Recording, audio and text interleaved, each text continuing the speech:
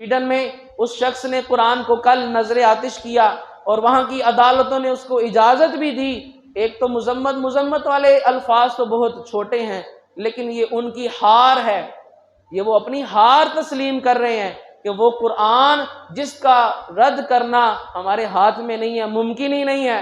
1450 سال سے کوئی غیر زبان تو بڑے دور کی بات ہے، کسی ایک عربی نے آج تک رد نہیں جس کا کیا کہ میرا کلام ہے، ہمارا کلام ہے۔ یہ عربی سارے مل کر، آج بھی عربی بولنے والوں میں لاکھوں عیسائی ہیں، عربی بولنے والوں میں لاکھوں یہودی آج بھی موجود ہیں، سارے مل کر رد کرتے تمہاری کتاب سے بہتر تو ہم نے کتاب لکھ لی ہے، اس میں تو یہ غلطیاں ہیں، لیکن ان میں بھی یہ جرت پیدا نہیں ہوئی تو وہ انگریزی بولنے والے، ان کو کیا پتا ہو اس قرآن میں کیا کچھ ہے۔ تو قرآن کو جو جلا رہے ہیں وہ ہمیں یہ بتا رہے ہیں اس کا مطابق اس کا مقابلہ کرنا، اس کے مقابلے میں کوئی اور کتاب لانا تو ہمارے بس میں نہیں تھا۔ اس دین کو غلط ثابت کرنا وہ تو ہم نہیں کر سکے، ہاں ہم جاہلوں والی حرکتیں تو کر ہی سکتے ہیں۔ قرآن کو جلا کر اپنی بزدلی کا اظہار کر رہے ہیں، اپنی شکست مان رہے ہیں، ہم اتنے جوگے ہی نہیں ہیں کہ اس کا رد کر سکیں۔ لہذا مسلمانوں کو نفرت دلانے کے لیے اور مسلمانوں کے خلاف ان کو بھڑکانے کے لیے یہ اعمال کیے جاتے ہیں، لیکن اللہ کی توفیق، اللہ کی عنایت سے جہاں یہ کام کیا گیا وہیں پر ایک وقت آنے والا ہے کہ اگر دین ہوگا تو دین اسلام ہی ہوگا۔ یورپ میں کئی مرتبہ آپ کے سامنے بیان کر چکا ہوں، آج 2023 ہے، 2035 تک یورپ کا سب سے بڑا مذہب کیا ہوگا؟ اسلام ہوگا۔ پھونکوں سے یہ چراغ بجھایا نہ جائے گا۔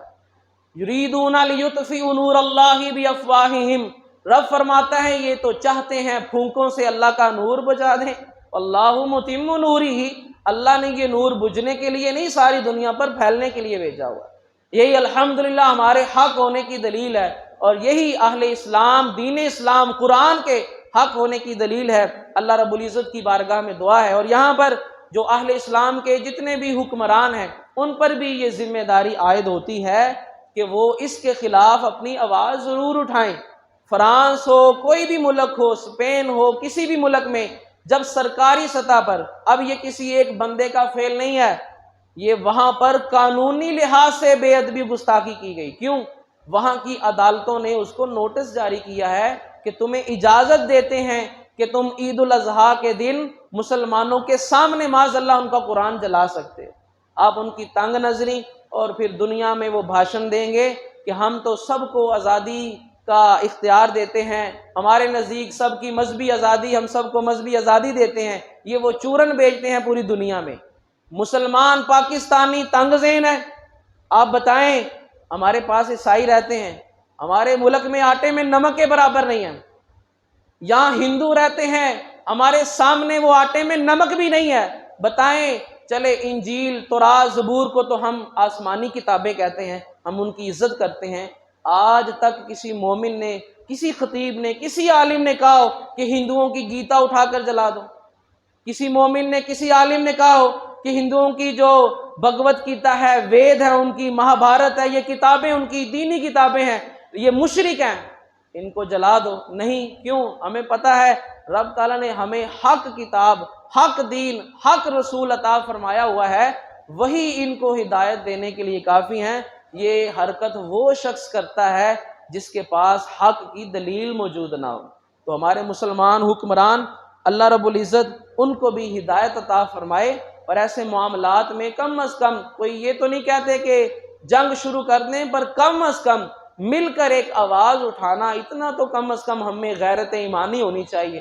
ہم تو جتنی اللہ نے ہمت توفیق دی ہے، ہم تو اس پر احتجاج کرتے ہی ہیں، لیکن اس میں سب سے بڑا ہماری طرف سے وہ احتجاج کیا ہونا چاہیے کہ تم قرآن کو جلاتے ہو، ہم تمہیں قرآن پہلے سے زیادہ پڑھ کے دکھائیں گے۔ تم قرآن کی بے ادبی مخالفت کرتے ہو، اس کو جلانے کی کوشش کرتے ہو، ہم قرآن اپنے بچوں کو اور زیادہ پڑھائیں گے۔ یہ ہے اصل احتجاج جو ہم کریں۔ حکمران وہ احتجاج کریں، ان کے خلاف آواز اٹھائیں۔ اللہ رب العزت ہمیں بھی، ہمارے حکمرانوں کو بھی ایمانی غیرت عطا فرمائے۔